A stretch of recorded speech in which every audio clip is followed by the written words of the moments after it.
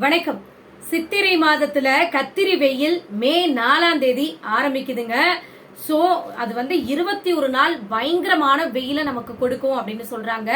So இந்த சித்திரை மாதத்துல கத்திரி வெயில் ஏன் 21 நாள் அடிக்குது, இதுக்கு என்ன புராண ரீதியா காரணம் இருக்கு அப்படிங்கறது தான் இன்னைக்கு நம்ம பார்க்க போறோங்க. அதுக்கு முன்னாடி மறக்காம நம்மளோட சேனலை சப்ஸ்கிரைப் பண்ணிக்கோங்க. அர்ஜுனனும் கண்ணனும் ஒரு யமுனை ஆற்றங்கரையில குளிச்சிட்டு இருக்காங்க.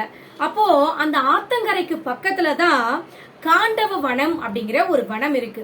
இந்த வனத்தை இந்திரன் ரொம்ப பாதுகாப்பா வளர்ந்துட்டு வராரு. ஏன்னா அந்த வனத்துல அரிய வகையான மூலிகைகள்லாம் நிறைய இருக்கிறதுனால அப்பப்போ மழை பெய்ய வச்சு ரொம்ப செழிப்பா அந்த வனத்தை வளர்த்துட்டு இருக்காங்க. அந்த வழியா ஒரு அந்தனர் ஒருத்தர் வராரு. அந்த இடத்துல அர்ஜுனனும் கண்ணனும் குளிச்சிட்டு இருக்காங்க.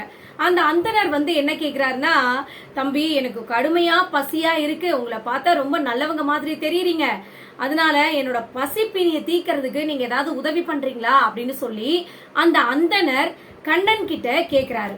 உடனே கண்ணன் கொஞ்சம் நல்லா உத்து பாக்குறாரு. அந்த அந்தனரை பார்த்துட்டு, அக்னி பகவானே எதுக்காக இந்த வேஷம் உங்களுக்கு, நீங்க நேரடியாவே என்கிட்ட என்ன பிரச்சனைன்னு சொல்லிருக்கலாமே, உங்களுக்கு என்ன உதவின்னு கேட்டிருக்கலாமே, நான் செஞ்சிருப்பனே அப்படின்னு சொல்லி கண்ணன் சொல்றார்.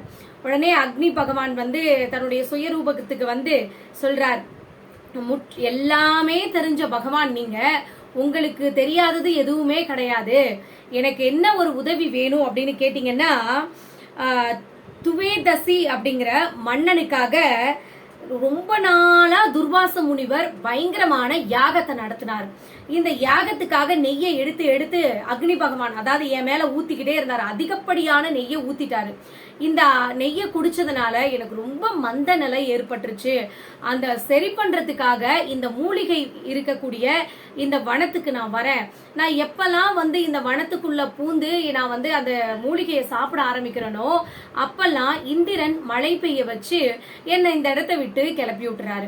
அதனால என்னுடைய நோய்க்கு மருந்தே கிடைக்க மாட்டேங்குது, எனக்கு ரொம்ப கவலையா இருக்கு அப்படின்னு சொல்லிட்டு கண்ணன் கிட்ட இந்த அக்னி பகவான் சொல்றாரு. உடனே கண்ணன் சொல்றாரு, சரி நீ கேக்குறதெல்லாம் சரிதான், ஆனா இந்த இடத்துல நாங்க குளிக்கிறதுக்கு வந்திருக்கோம், எங்க கிட்ட எந்த ஒரு ஆயுதமுமே கிடையாது, மழை வந்துச்சுன்னா அதை தடுக்கிறதுக்கு அப்படின்னு சொல்லி கேட்ட உடனே இந்த அக்னி பகவான் அர்ஜுனனுக்கு வில்லு, அம்பு இந்த மாதிரி பொருட்கள் எல்லாம் கொடுக்கிறார். இதை வச்சு நீங்க மழை வந்துச்சுன்னா அதை தடுத்துக்கோங்க அப்படின்னு சொல்லிட்டு, அதே மாதிரி இது இவர் கொடுத்த உடனே கிருஷ்ணன் என்ன சொல்றாருன்னா, நீங்க போயிட்டு ரொம்ப நாள்லாம் இந்த வனத்துல இருக்கக்கூடாது, 21 நாள் மட்டும்தான் நீங்க உங்களுக்கு தேவையான மூலிகைகளை இந்த காட்டுல நீங்க எடுத்துக்கணும், எடுத்துக்கிட்டு உடனே கிளம்பிடணும் அப்படின்னு சொல்லி அக்னி பகவான் கிட்ட கண்ணன் சொல்றாரு. சரிங்க, நீங்க சொன்ன மாதிரியே நான் கேக்குறேன்னு சொல்லிட்டு அக்னி பகவானும் இந்த வனத்துக்குள்ள போறாரு. போயிட்டு அதை சாப்பிட ஆரம்பிக்கிறார். முதல் 7 நாள் பயங்கரமா தன்னுடைய பசிப்பினியை தீர்த்துக்கிறதுக்காக தன்னுடைய மூலிகையா இருக்கக்கூடிய அந்த வனத்துக்குள்ள போய் சாப்பிடுறாரு. அடுத்த 7 நாள் கொஞ்சம் மிதமான உணவு அந்த மூலிகைய சாப்பிடுறாரு.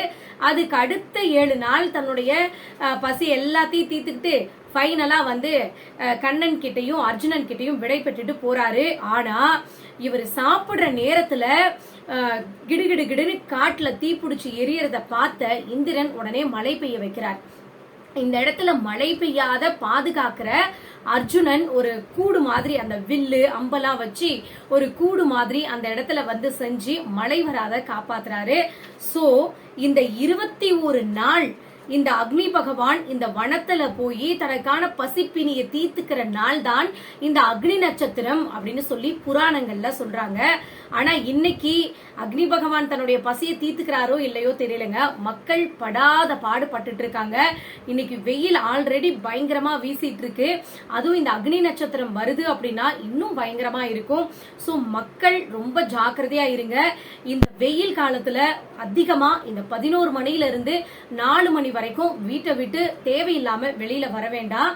நிறைய தண்ணி அதிகமா எடுத்துக்கோங்க.